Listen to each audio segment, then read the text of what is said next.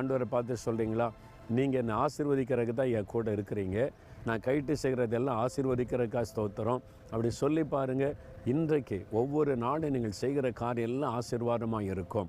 தகப்பனே, நீர் ஆசீர்வதிக்கிற தேவன், எங்களை ஆசீர்வதிப்பதற்காக கூட இருக்கிறீங்க. இந்த மகன் இந்த மகள் இன்றைக்கி செய்ய போகிற ஒவ்வொரு காரியத்திலும் உம்முடைய ஆசீர்வாதத்தை கண்டு மகிழும்படி ஆசீர்வதித்து மேன்மைப்படுத்தும். இயேசு கிறிஸ்துவின் நாமத்தில் ஆசீர்வதித்து ஜெபிக்கிறேன் பிதாவே. ஆமேன்,